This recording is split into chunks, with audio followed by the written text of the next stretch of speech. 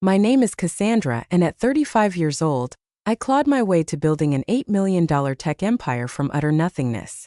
I poured my soul into sacrificing everything for my family, who never once believed in me. Then, at what was supposed to be our triumphant celebration dinner, my father unleashed a devastating bombshell. "We've handed your shares over to your sister. She needs them more." He smirked cruelly, twisting the knife deeper. "You can always scrape together more money. She can't." $2 million? Vanished. I forced out the words, my voice steady but my heart shattering. "Is that so?" That very night I pulled every last investment out. They had no clue the storm I was about to unleash. If you've ever been stabbed in the back by the very people who were supposed to lift you up, drop a comment telling me where you're tuning in from. Smash that like and subscribe if you're braced for the raw tale of how I transformed the deepest betrayal of my life into my most epic revenge. I grew up in a drizzly middle-class corner of Seattle, where the endless rain mirrored the chill in our household's emotional core. From my tiniest memories, it was painfully obvious that my younger sister, Stephanie, 3 years my junior, was the shining star, the golden child who had my parents dangling on strings with her crocodile tears and insatiable hunger for the spotlight. While she basked in lavish praise for her half-hearted efforts, my hard-won triumphs earned me a half-hearted pat on the head and swift brush-off. My father, Howard, flitted through business schemes like a man swapping socks, imported furniture one month, exotic specialty foods the next. Nothing ever lasted. He had zero patience or real savvy for it.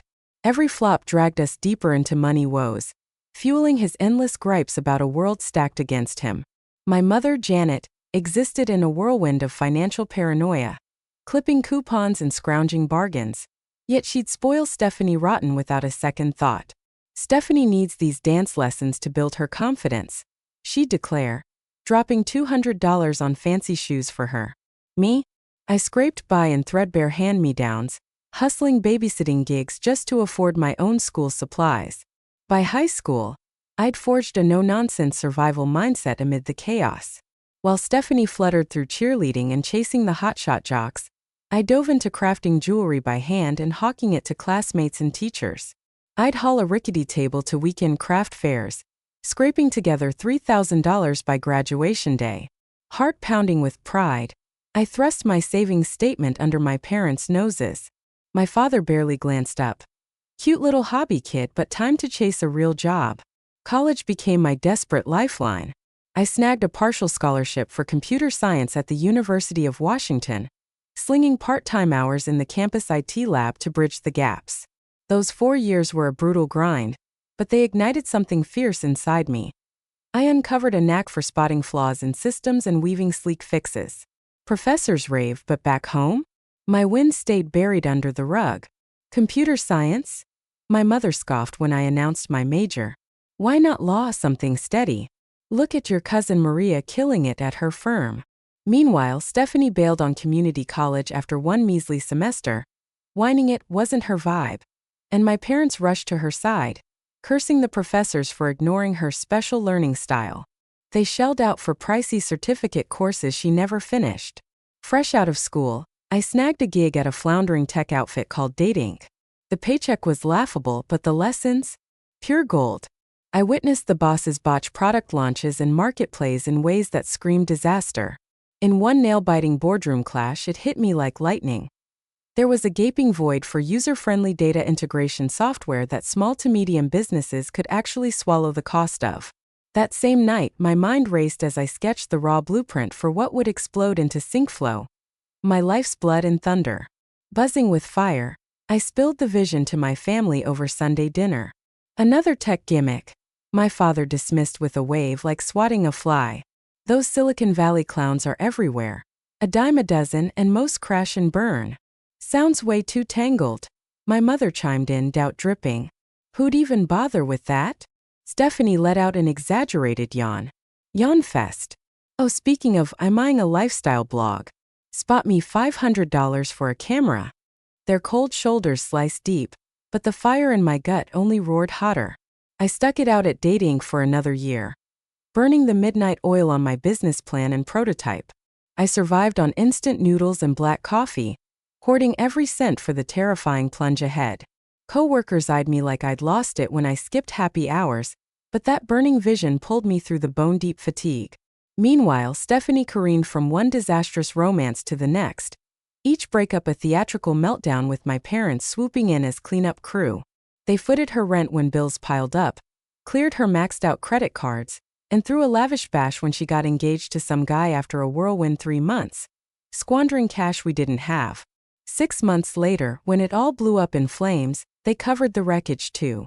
I watched from the shadows, vowing silently that I'd forge an empire so unbreakable our family's money nightmares would vanish forever.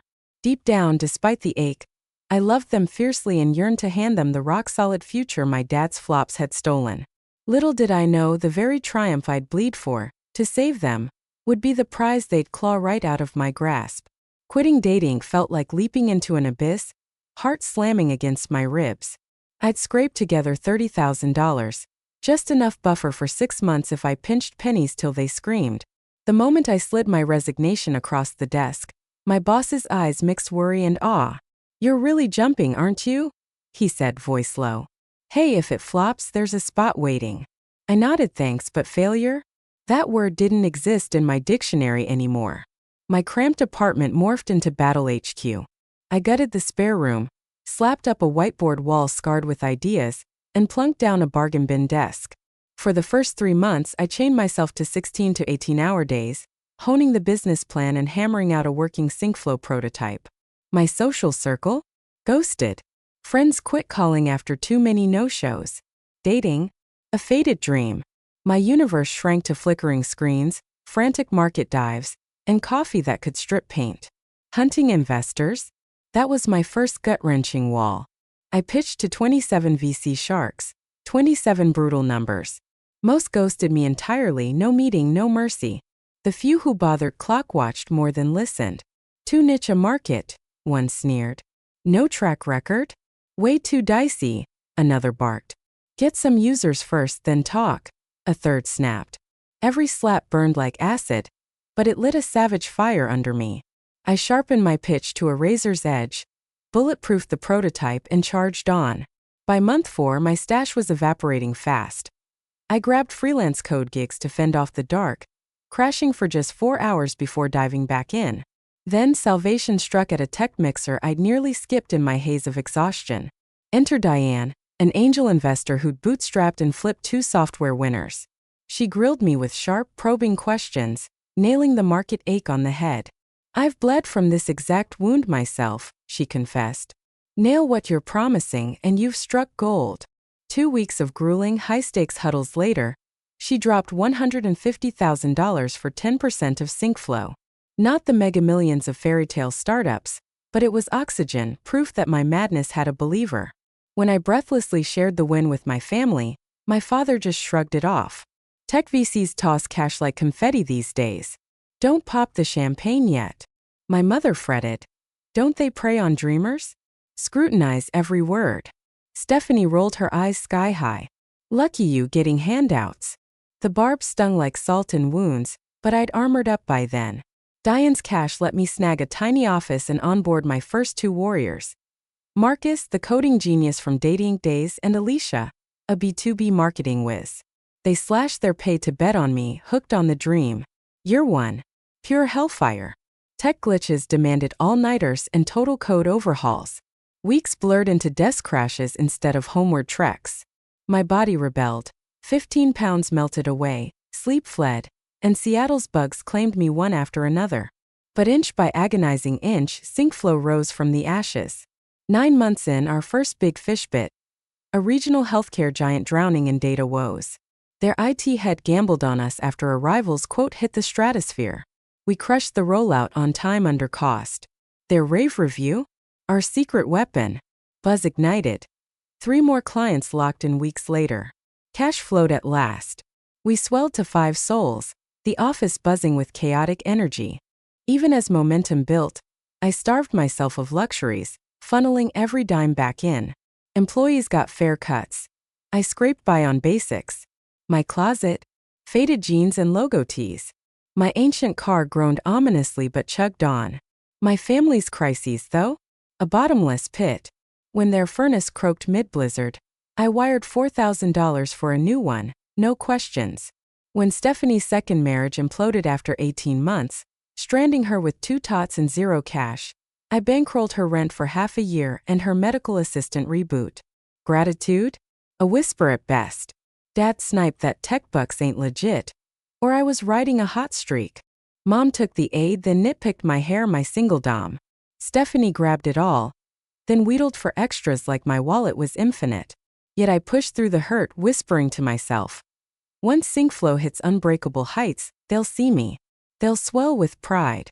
They'll grasp the blood I spilled for us all. God, how brutally wrong I was. 3 years post-launch, SyncFlow shattered the impossible. $1 million in yearly revenue. A milestone that once mocked me from afar. Our crew ballooned to 15. Our new downtown Seattle digs overlooking Elliott Bay like a conqueror's throne. TradeRag spotlighted us as the next big thing. I keynote conferences, shared stages on women in tech panels. The rush of acclaim after years of invisibility? Electric, addictive. When Tech Forward crowned me an entrepreneur to watch, I framed that glossy spread and stormed my parents' door. Pulse racing with hope. This proof might finally crack their shells. Dad skimmed it. Magazines gotta pad issues. Keep your ego in check. Mom fixated on the pic. Why not dress up? Fix that hair. Only my niece and nephew lit up, squealing over Aunt Cassandra in a magazine. Their pure joy pierced deeper than any award.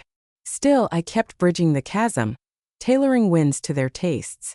As SyncFlow stormed global frontiers, snagging clients in Canada, the UK, Australia, I carved profits to gift my parents a fresh house. No palace but solid neighborhood. Prime schools for Stephanie's kids who crashed there while she sorted her messes. Move-in day, Dad prowled, griping every tweak he'd fix if it were mine. Mom panicked over taxes. Stephanie commandeered the biggest guest room for her mommy breaks. Thanks. Not a peep. I also bankrolled elite private school for the kids. Education had been my escape hatch. I craved that edge for them. When teachers hailed their smarts, a warm glow bloomed. My grind was lighting paths for the innocents. But Stephanie? She seethed at my meddling. They chatter about Aunt Cassandra non-stop, she spat. I'm their mom, not you. The fatter SyncFlow swelled, the greedier their appetites grew.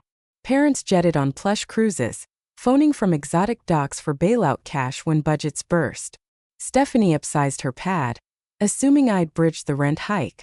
Family meals turned into minefields, my triumphs minimized, their crises stealing the show.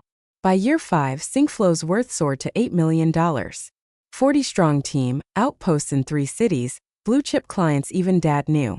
Those snobba VCs who'd slam doors? Now begging for funding rounds. 2 giants dangled buyout temptations. I swatted them away. This beast was mine. I wouldn't surrender the reins yet. That's when I made the choice that would haunt me like a curse. Desperate for eternal family armor and maybe, just maybe, I reshuffled SyncFlow's stakes. Parents got 5% apiece, Stephanie 3%. I clutched 52%, the rest sliced to investors and core crew. Dividends for life. I pitched, sliding over the ironclad papers throat tight. Sell or IPO. These could make you rich beyond dreams. For the first time they seemed impressed, though they clearly didn't understand the full value of what they'd received. I poured hours into breaking down the simplest business basics for them, especially Stephanie, clinging to the desperate hope that she might spark some genuine curiosity in the empire I'd poured my blood into. I dragged her along to shadow me at the office, paraded her before my team like a prized recruit, and poured my heart into mentoring her on the brutal art of financial savvy. Her fleeting fascination? Barely 2 weeks before she slammed the door, declaring it all way too dull and vanishing like smoke. Yet, deep in my gut, I clung to the dream that those ownership stakes would weave an unbreakable bond, igniting a flicker of pride in our collective grind, making them feel the pulse of what we'd forged as one. With SyncFlow surging like a wildfire and our blockbuster new product launch whipping up a frenzy across the tech world, I knew it was time to mark the victory with real fanfare. I orchestrated a lavish family feast at Canlis, Seattle's crown jewel of exclusivity, where I'd unveil the jaw-dropping latest valuation and sky-high growth forecasts. I booked the private dining sanctum, chilled the champagne to perfection, and even splurged on a sleek new dress that hugged my frame like armor. For the first time in forever, I let my mind wander to a flawless night. My family finally awakening to my relentless hustle, clinking glasses to our intertwined triumphs, maybe even whispering words of raw pride for the miracles I'd wrestled into existence. After all the gut-wrenching sacrifices, the endless lifelines I'd thrown them, they owed me this one blistering moment of raw acknowledgement. God, I was so blind, I was striding straight into a trap that would shatter my world. The night kicked off with a deceptive glow. Canlis clings to the edge above Lake Union, its towering windows framing a breathtaking panorama of shimmering waters and the jagged Seattle skyline piercing the dusk. As our sleek town car glided to the curb, a surge of fragile optimism gripped me, whispering that tonight might rewrite everything. My parents had actually stepped up. Dad in the sharp suit I'd gifted him last Christmas, Mom radiant in a navy gown that danced with her silver-streaked hair. Even Stephanie dialed in the effort, slipping into a slinky cocktail number and ditching the kids with a sitter for once. The maitre d' swept us to our secluded haven, his voice smooth as silk. Miss Wilson, an absolute delight to host you and your family this evening. Your table awaits. Settled in, I summoned champagne for the lot, mesmerized as the server cascaded golden fizz into 4 crystal flutes. I hoisted mine high, voice thick with emotion. To family, I declared, and to reveling in success side by side. They chimed glasses with me, but a shadow lurked. Dad's smug glint as he traded loaded looks with Mom, Stephanie dodging my stare like it burned. I shoved the chill aside, blaming it on my lifelong cocktail of yearning for their nod mixed with bone-deep dread. As the sumptuous 5-course feast unfolded, each bite a symphony of flavors, I spilled the beans on SyncFlow's latest conquests, my words tumbling out in a rush of vindication. Our cutting-edge data integration module had obliterated sales targets by 70%, a landslide victory. We'd snagged a spotlight in Forbes, the ink still fresh. Microsoft, they'd come knocking with whispers of a powerhouse partnership. That's the fire behind tonight's gathering. I pressed on as dessert arrived, a decadent swirl of temptation. SyncFlow's valuation has rocketed to $8 million. Those shares I handed you last year? They've more than doubled, pure rocket fuel.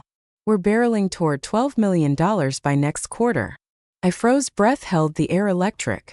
This was it, the pinnacle I'd clawed toward through years of shadows and sweat. Recognition, affirmation, maybe, just maybe, a spark of pride. But my father cleared his throat like a thunderclap, flicking a glance at Mom, who dipped her head in grim accord. Perfect timing, actually, Cassandra, he intoned, deploying my full name like a weapon reserved for do-or-die moments. We've got news of our own. He fished a crisp, folded document from his jacket pocket, shoving it across the polished table like a gauntlet. What's this? I demanded, staring at it like a venomous snake, fingers frozen. We've reshuffled the company share structure, he pressed on, tone clipped and corporate cold. We've handed your shares to your sister. She needs them way more than you. The room spun in a nauseating whirl. I had to have hallucinated that. What the hell are you saying? You can't just gift my shares. You've only got 10% between you. Dad's face turned to stone. Not your 52%. Our 10% plus the 3% Stephanie already holds. All transferred to her, 13% straight up. My brain reeled, scrambling to decode the nightmare. They dumped their stakes on Stephanie, nearly $1 million in value, evaporating into her lap. Why? I choked out, my voice a hollow echo in my ears, the world narrowing to a pinprick. Dad reclined, that infuriating poker-winning smirk curling his lips, the same smug twist he'd flash after fleecing his buddies. Stephanie's got the kids to raise. Single mom life is brutal. You're flying solo, no ties, no burdens. And anyway, his grin stretched wider, a knife twist, you can always hustle up more cash. She can't. My hands trembled violently beneath the tablecloth. I clamped them to my thighs, fighting the quake. 13% of SyncFlow, over $1 million at today's feverish valuation, flung to Stephanie like scraps. The same Stephanie who'd ghosted my mentorship after 2 measly weeks, who'd never logged a single hour in the trenches, who'd sneered at my every scar and sweat for years. I whipped my gaze to her, hunting for a shred of remorse or hell, even thanks. Nothing. Just entitled boredom as she inspected her flawless nails. It's only right, she drawled at last, locking eyes with cool defiance. You've always sailed smoother seas than me. Everything just falls into your lap. Mom stretched a hand across the table, aiming to soothe, but I recoiled like she'd scorched me. Sweetheart, you're unbreakable, she cooed, voice dripping false comfort. You'll bounce back. Stephanie desperately needs this nest egg for her tomorrow. I scanned their faces one by one. These souls I'd cradled, shielded, bankrolled through every storm. In that gut-wrenching instant, the veil ripped away. I saw them raw, unfiltered. No mix-up, no hasty blunder. This was surgical. They'd schemed in the shadows, sinking their assault, smuggling legal venom to our so-called jubilee. The treachery hit like a tidal wave, so total, so masterminded, that an eerie peace washed over me. My hammering pulse steadied. My quivering fists went still. I locked onto Dad's eyes, steel in my stare. Is that so? I murmured, voice a whisper of ice. He faltered, caught off guard by my steel. No sobs, no screams. Yes, he backpedaled, uncertainty cracking his facade. That's so. I folded my napkin with deliberate grace, laying it beside my half-devoured chocolate soufflé like a final curtain. Purse in hand, I rose, spine ramrod straight. Savor the night. Bills covered. You're bailing. Mom gasped, eyes wide with shock. But we haven't hashed out the next moves. Nothing left to hash. I shot back, final as a gavel. You've chosen. I strode from canvas, chin lifted, refusing to crack until the town car's door sealed me in solitude. Only then, as the glittering Seattle skyline smeared through tears, did the sobs erupt, scalding silent rivers carving my soul. Sleep? A cruel joke that night. Instead, I devoured every scrap of company lore. Contracts, bylaws, the works, my eyes burning under the desk lamp's glare. As Syncflow's founder and majority holder, I'd woven ironclad safeguards they'd never glimpsed. By first light, vengeance crystallized. I dove into the banking portal, yanking my personal infusion, $800,000 I'd kept fluid for the expansion surge. Not firm funds, but my own war chest, ripe for reclaim. Just the opening salvo. Dawn barely cracked when I stormed the office, beating the team by hours for the solitude I craved. Eyes raw from the vigil, but my thoughts? Razor sharp. Betrayal's blaze scorching away illusions. First strike. Dialing Patricia Winters, the shark attorney who'd architected Syncflow from day one. I caught her at home, pre-dawn hush. Patricia, emergency, meet now. True pro, no prying. Your office 30 minutes flat. While the clock ticked, I unearthed shareholder packs and origin scrolls. Patricia swept in, her silver-rimmed specs framing a grave mask, and I unloaded the dinner debacle in raw detail. They've funneled all their shares to Stephanie, I rapped, voice edged. 13%, over $1 million. Options. She dissected the docs with surgical precision, face a blank slate. At last, they overlooked this gem, she tapped section 14.3. Your founder's shield. Right of first refusal on transfers. No sale without offering you first at market price. Hope flickered, a pilot light in the storm. Transfers invalid? Fightable. At bare minimum, she nodded. And here's the kicker, flipping pages. Minority packs loyalty bind. If they sabotage the company, shares buyback at a fire sale discount. For 3 intense hours she mapped the counterstrike. As my crew trickled in, I had my blueprint etched in stone. I buzzed my assistant. Nix all meetings. Morning blurred into investor outreach. I'd spill before whispers poisoned the well. Diane, my trailblazing backer turned confidant, rallied fierce. Family ties tangle everything, she growled. But you forged a fortress. Don't let this topple it. Plan. I sketched Patricia's legal blitz and my lockdown restructure to bar family meddling. Wise as hell, she approved. Buyout cash needed? Maybe, I confessed. Pulled my personal stake to safeguard, but repurchase might drain. I'm in, she pledged, instant. I'll loop the big guns. We're your shield. By midday my phone erupted. Family frenzy inbound. Assistant on blockade. Buried in meetings all day. I needed runway to launch phase 1 unscathed. Stephanie hammered hardest, voicemails escalating from fury to frenzy. What the fuck did you pull? Her opener snarled. Bank's freezing dividends, ring back now. Next panic's edge. Dad's lawyer flags transfer glitches. Sort this shit, Cassandra. You're overreacting. By voicemail 5, hysteria cracked her. Classic you acting superior. Those shares are mine. You can't rewrite fate. I absorbed each barb stone-faced, archiving as ammo, her greed laid bare.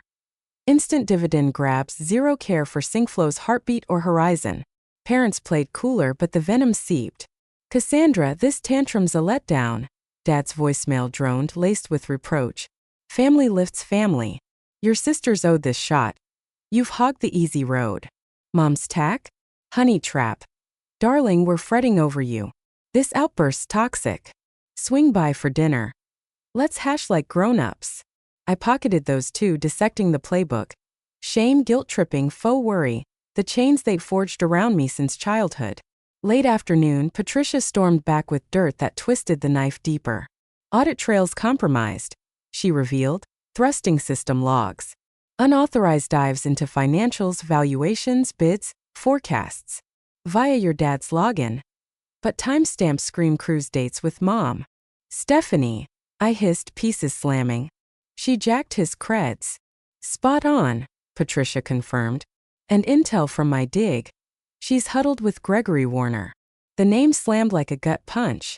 Warner helmed a VC vulture fund that had stalked Syncflow last year for a hostile swallow. I'd rebuffed them for their carnage. Asset stripping, staff slaughtering. She's flipping shares to him. I pieced ice in my veins, or prying board leverage. Affirmative, Patricia nodded grim. Logs show for months of scheming. The stab plunged soul deep. Not impulse, not desperation. A meticulously plotted coup, festering in secrecy. Confrontation burned inevitable. That night, I summoned them to my condo, my turf, to unbalance the bastards. Patricia lurked in the shadows, legal pad at ready. Who's the suit? Dad barked on entry. My counsel. I fired back, cool as Arctic wind. Since this turned litigious, representations wise. Litigious. Mom echoed, clutching pearls. Cassandra, we're blood. No lawyers needed for heart-to-hearts. Evidently we do, I riposted. After you ambushed dinner with legalese. I waved them to the couch, me towering dominance in the duel. I know it all. I launched, voice a thunderhead. I know Stephanie's been rifling through company financials using Dad's login for months now. Her digital fingerprints all over the sensitive data. I know she's been huddling in secret with Gregory Warner, scheming to either flip her shares to him or carve him a path to sink his claws into Syncflow's control. Stephanie's face went ghost white, the blood draining like she'd been gut punched. My father squirmed in his seat, unease twisting his features. My mother blinked in bewilderment, her confusion hanging thick in the air. I don't know what you're talking about, Stephanie stammered, but her words rang hollow, brittle as cracked ice, lacking any real fight. Section 14.3 of the shareholder agreement. I pressed on, steamrolling right over her feeble denial like it was nothing, my voice steady but laced with steel, grants me right of first refusal on any share transfers. That stunt you pulled last night? Invalid. Dead in the water. And on top of that, your little escapades. They smash straight through the loyalty clause, meaning those shares are ripe for repurchase. At a steep discount that'll leave you reeling. My father lurched forward, his discomfort morphing into raw fury, eyes flashing. Now you listen here. No. I cut him off sharp, my tone even but unyielding as a blade, the room crackling with tension. You listen. 4 years I've been the family's lifeline. Bleeding cash for homes, schooling, crises, even those lavish getaways you never earned. I gifted you shares in my blood-sweat empire. A golden ticket to lifelong security. And this betrayal? Scheming in the shadows to dump it all on Stephanie so she can hawk it to a ruthless corporate vulture? That's your twisted thanks for my generosity. The silence crashed down like a guillotine, suffocating, every breath heavy with the weight of shattered trust. Then my mother piped up, her voice a fragile whisper trembling on the edge. We didn't know a thing about this Gregory Warner. Stephanie swore it was all for the kids' future, to secure them. I swung my gaze to my sister, pinning her like a spotlight on a fugitive. Is that the truth? Spill it. Tell them your real game. Stephanie crossed her arms tight, a defensive wall cracking under pressure, her glare defiant but fraying. Fine. Yeah, I was gonna sell off some shares. I need cold hard cash now, not some pie-in-the-sky payout that might evaporate. And the rest. I hammered, unrelenting, the air thickening with dread. She shot me daggers, venom in her eyes. Warner dangled a board seat if I greased his wheels for influence. A legit gig with real clout, something Mom and Dad could finally brag about without faking it. My father darted looks between us, his confusion etching deep lines on his face, the puzzle pieces slamming into ugly clarity. What the hell does this Warner creep want with the company? To gut it alive. I laid it bare, blunt as a sledgehammer, the words hanging like a death sentence. Torch most of the jobs, auction off the tech, then slam the doors shut. That's his playbook. Pure destruction. But that would obliterate everything you've poured your soul into. My mother gasped, her shock genuine, eyes widening in horror as the nightmare crystallized. Yes, I affirmed, the truth a bitter pill scorching my throat. It would. The full horror finally clawed into my father's mind, his denial crumbling like ash. There must be some mix-up. We were just trying to prop up Stephanie. We had no clue about this other mess. I wasn't buying his plea, not fully, but it didn't shift the wreckage. The scars ran too deep. One more thing you need to hear, I added, dropping the bomb with icy precision. Dad, those gambling debts you've buried from Mom, the ones you've been chipping away at with company dividends? Yeah, I know every dirty detail. My mother inhaled sharply, whipping toward her husband of 4 decades, betrayal fresh and raw. Howard, what gambling debts? His face flushed crimson, caught red-handed. It's nothing. Just some friendly poker nights. $30,000 isn't nothing. I fired back, the number a thunderclap. That's the chunk you've siphoned from your account this year. Always cash. Always right after those golf Thursdays that left you paler than a ghost. No sun-kissed glow. The veils tore away in that instant, years of lies unraveling in a torrent of truth. The air electric with exposure. My mother dissolved into sobs, shoulders shaking. Stephanie fixed her stare on the floor, shame or defiance blurring the line. My father's posture caved, defeat bowing his frame like a broken man. Here's the play from here, I declared, slamming a folder onto the coffee table with finality, the sound echoing like a gavel. These papers nullify the share transfer and kick off a full company buyback of every family-held stake, at 80% market value. Sign now or we drag this into court. Your call. You'd sue your own flesh and blood? My father sputtered, disbelief twisting his voice into a rasp. You'd rob your own daughter? I hurled back, the counterpunch landing hard. In the suffocating quiet that swallowed us, victory tasted like ashes. I'd claimed the round, but the toll? Irreparable. The fragile myth that buried under their mess my family harbored real love for me? Shattered beyond mending. The next Monday, I summoned an emergency board huddle, the stakes sky-high. Investors jetted in from coast to coast, alarms blaring over the family fiasco endangering their stakes. I'd burned the weekend forging a razor-sharp presentation, dissecting the chaos in my ironclad fix. As board bigwigs and key backers streamed into the conference room, I commanded the head spot in my sharpest power suit, faking the poise that clawed at my insides. Diane shot me a steady nod, her presence a lifeline as she settled in. Thanks for dropping everything. I launched once the seats filled, voice controlled but pulse racing beneath. This emergency's about a threat to SyncFlow's core. Its stability, its rocket trajectory. Over the next gut-wrenching 30 minutes, I dissected it all with surgical coldness. No tears, just facts like tackling any corporate storm.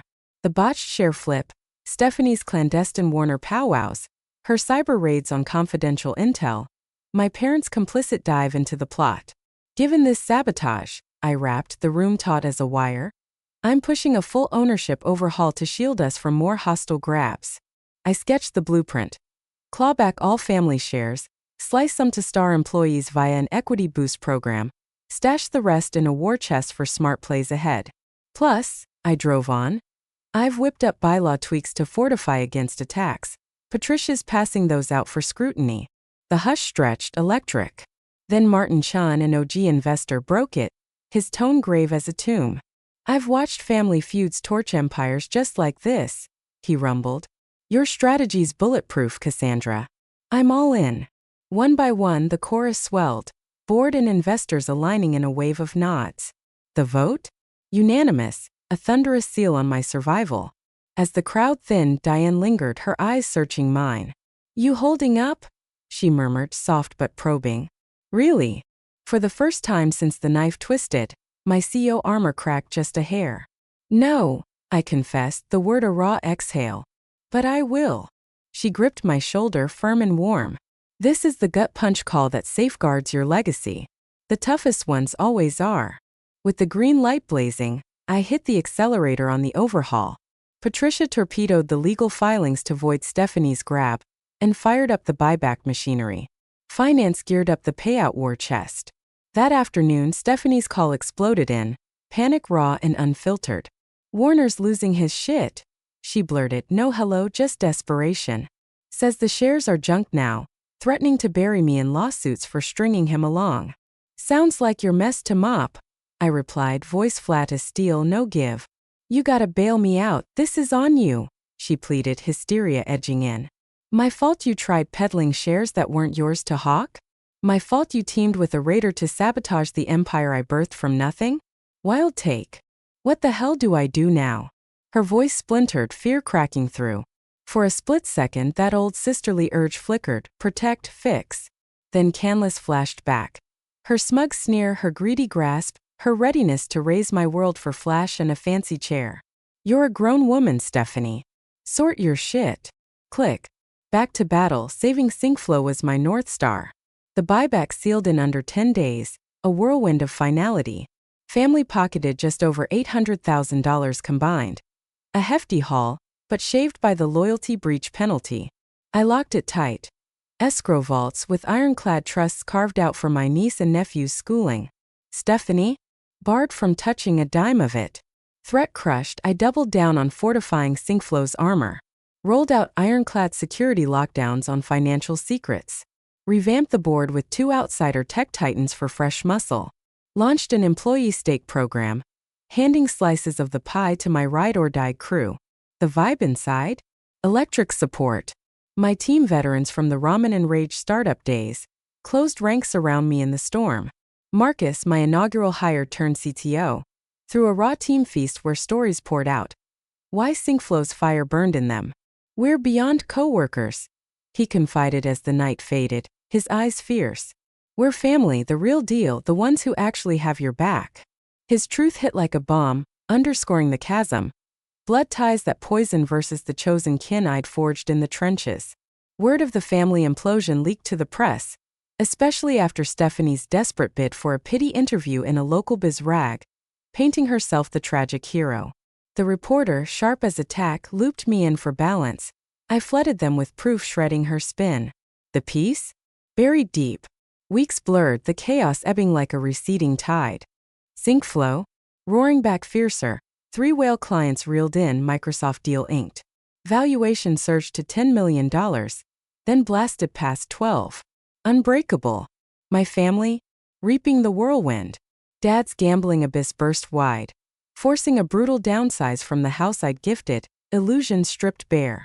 Mom, finally facing the fiscal lies he'd spun for decades, seized the reins on their money for the first real time in their union. Stephanie, stiffed on her Warner promises, got iced out of the elite circle she'd craved. The buyback windfall, minus the kids' safeguards, vanished in a blur of splurges and dumb bets. 3 months post-Canlis nightmare, she materialized at my door uninvited. A shadow of her former gloss, disheveled, defeated. I need help, she confessed, gaze glued to the floor, vulnerability cracking her armor. I've screwed up bad. Yes, I nodded, the admission simple, unflinching. You have. The cash. It's evaporated, she pushed on, voice fraying. Rent's due next month. I can't swing it. Your kids' education? Locked down tight.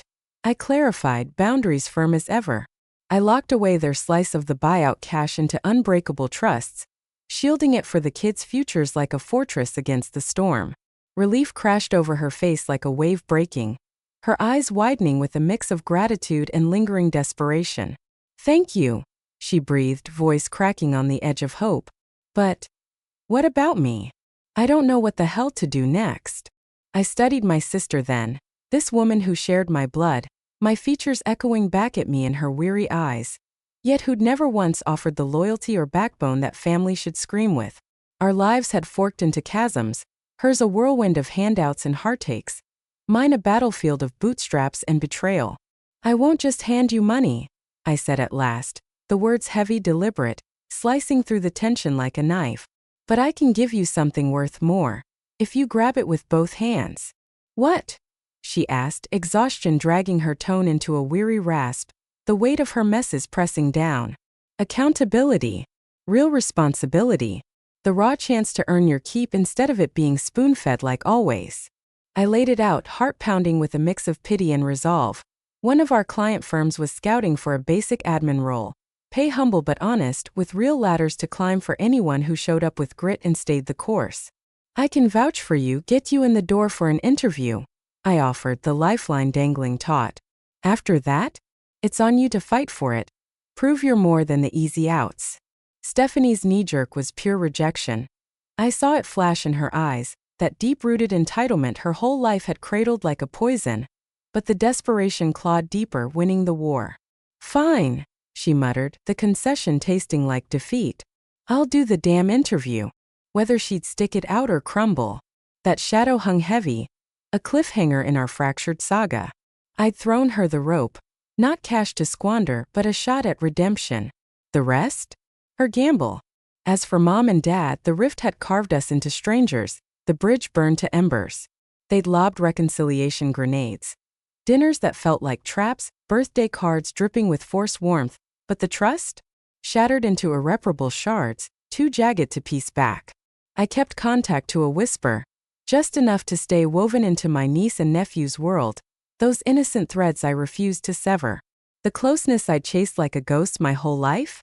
I let it fade, a weight finally lifted in the ashes. The cruelest twist of the knife? In clawing to steal my empire, they'd actually unchained me from the emotional noose I'd worn for decades. For the first time I saw them raw, no rose-tinted haze of begging for their nod. Just the cold truth staring back. And in that brutal light, a fierce power surged up from my core. One I'd never known slept there, ready to roar. The months after the stab wound were a hellish grind, the toughest I'd ever clawed through. Sure, the business strikes landed clean, legal wins stacking like armor. But the soul rip? Devastating, a black hole sucking the light from my days. For weeks I ghosted through life like a machine, laser-locked on work, numb as ice in everything else, the world blurring at the edges. My exec assistant, Sarah, finally snapped the spell one late night, bursting into the empty office at 11 p.m., her eyes soft but insistent as she found me chained to my desk. Cassandra, she said, voice gentle but unyielding, cutting through the silence like a lifeline. You need to unpack this mess. I've booked Dr. Levine for you tomorrow morning. No dodging. Therapy? I don't need that. I shot back, the protest feeble, my walls cracking already. With all respect, Sarah pressed, no room for bullshit. You do, and it's locked in your calendar. Just go. Dr. Eleanor Levine was a wizard with family scars and backstabs, her calm a bomb against the chaos. In that first gut-wrenching session, I spilled the whole nightmare. Cold, detached, like narrating a stranger's tragedy, words tumbling out in a clinical flood. When the torrent dried, she fixed me with that thoughtful gaze, piercing the armor. You've laid out the facts, she said, voice steady as a heartbeat. But you haven't touched how it feels. That one question, it shattered the floodgates. For the first real time since Canless's horror I broke, not the stifled tears in the car, but primal soul-shaking sobs ripping from the depths, raw and unrelenting, like purging poison from my veins. They were never gonna love me the way I ached for. I finally choked out, the truth a dagger to my own heart. No matter the empires I built, the fortunes I funneled their way, it was never enough. Never. In the months of weekly dives with Dr. Levine, we didn't just autopsy the fresh wound. We excavated the lifetime of neglect buried beneath, layer by excruciating layer. I started grasping how my relentless hustle stemmed from that starving thirst for their approval, always dangled just out of reach. How I'd forged my whole self around triumphs and handouts, a desperate bid to scream my worth. Your value isn't tied to what you grind out or give away. She'd hammer home session after session, until the words sank in like roots, finally blooming belief. As the mental gashes began to knit, I pivoted to resurrecting SyncFlow fiercer, unbreakable.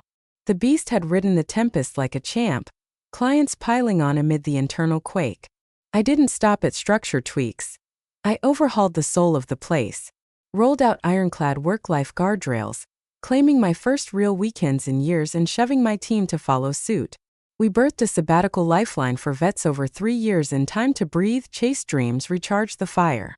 These weren't fluffy perks. They ignited morale like rocket fuel, spiking our output and sparking wild creativity. SyncFlow exploded under the balance, valuation rocketing to $15 million by year's end, a phoenix from the flames. My inner rebuild crawled slower, but damn if it didn't transform me from the marrow out. I started nurturing bonds with souls who showed up real. No strings, just heart. Diane, that trailblazing investor, evolved into my rock, mentor and sounding board in the dark. Marcus and Alicia, my day one warriors, who'd held the line through the abyss, bloomed into ride-or-die friends, not just payroll pals. Through their circle, fresh faces flooded in, agenda-free, expectation zero. Folks who dug me for me, not my wallet or wins. We dove into dinner bashes pulsing with laughter, rugged hikes that cleared the cobwebs, lazy weekend escapes that stitched my spirit whole. Bit by bit I wove a chosen tribe, the unconditional fortress my bloodkin never built. Walls of trust rising where suspicion once reigned. Relearning trust? That was the beast. A heart-pounding gauntlet. Every warm word, every helping hand sparked alarms. What do they crave? What's the catch lurking? Dr. Levine shone a light on those shadows. They're shields from the past, but they're caging you now. Not everyone's a traitor. Not every soul's a schemer. Opening up? That's not fracture, it's fire.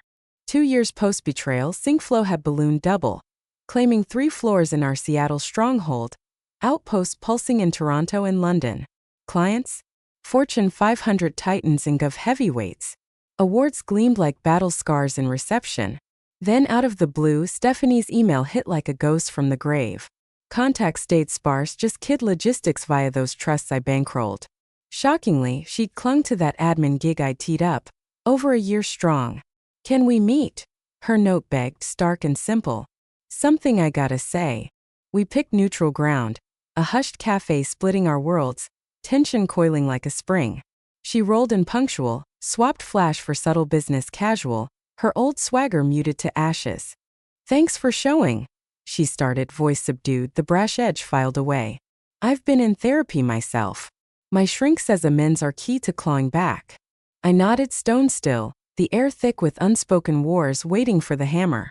I'm sorry, she forged on, the words wrenching from her like pulling teeth, raw and rehearsed but ringing true in the quiet. What I pulled was dead wrong, not just the shares heist, but all the years of leeching your kindness, blind to the lifelines you threw me and the kids. It landed late after oceans of damage, but sincere enough to stir the embers. I hear you, I replied, measured, the words a tightrope. But rewinding to old times? Not happening. I get it, she nodded, defeat in her eyes but no push. Not begging for that. Just, I see now what I torched. Not the cash, the bond with someone who gave a damn, even when I was poison. We unpacked an hour's worth, rawer than ever. Her spilling the poison of always feeling second fiddle to me. Our parents pitting us as rivals from the cradle. I unloaded the ache of their eternal blind spot, the support that never came. No full thaw but a door cracked. Closure's cold comfort. We'd never mesh close but civil? For the kids' sake, yeah, those lights I craved in my life. Mom and Dad echoed the outreach in the years ahead. Dad staring down health demons that screamed his end, hammered at the walls. Mom's cards and emails dripped with reunion pleas. I kept it polite, distant. A moat against fresh scars, no risks on the bridge. Forgiveness ain't a welcome mat, Dr. Levine had schooled me. It's dropping the rage so it doesn't devour you. Pardon without patching the poison. That line? My lifeline, carving peace from the wreckage. I forgave for me, purging the venom, not to resurrect the ruins. The fury ebbed, yielding to a cool, removed pity for folks who'd never mastered love without hooks or games. Meanwhile, I poured fire into igniting the next wave of women trailblazers. I birthed a foundation slinging grants and grit to female tech starters from the rough edges, watching them soar, knowing my hand fueled their flight. A high no boardroom wind could touch. My heart's world bloomed too. After shelving romance in the grind, I cracked the door to real connection.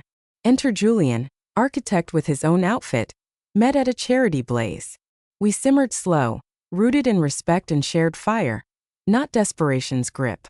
2 years in, his proposal hit, a ring and a vow that froze me, not from him, but the terror of birthing another clan that could carve me open like the first. Family's no blood curse, he whispered, eyes steady. It's daily choice. We pick each other. That's the unbreakable. We wed in a tight circle of chosen kin, warmth wrapping us like armor. Diane stood as my rock-solid matron. Marcus and his bride claimed front-row parent seats. My niece and nephew, now teen firecrackers, showed strong orbits independent of her chaos. Looking back from this peak, that betrayal's abyss, the darkest plunge ignited my brightest flames. Ripped from the lie of blood loyalty, I forged authenticity from the forge. The treachery scorched the fakes, carving room for the real to root deep. Syncflow, a juggernaut at $30 million plus. I helm it still, but with a killer exec squad freeing me for bigger hunts.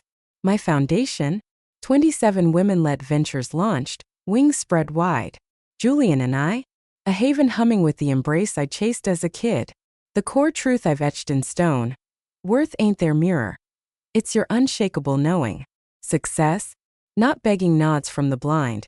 It's crafting meaning, circling with cheerleaders who lift, not leeches who drain. If this saga hits your core, if you've bled from supposed supporters' blades, hear me, rebirth is real. Not just scraping by. Exploding past limits you never dreamed. The dimmers don't dictate your shine or path. You wield that thunder. Ever rebuilt from betrayal's rubble? How'd you summon the steel to surge? Spill in the comments. Your war stories fuel the fire. If this eased your isolation, smash like, sub up, share with a soul in the fight. Remember, chosen family's the unbreakable alloy. Tougher than birth's brittle chain. Thanks for joining my circle, you're the kin I chose.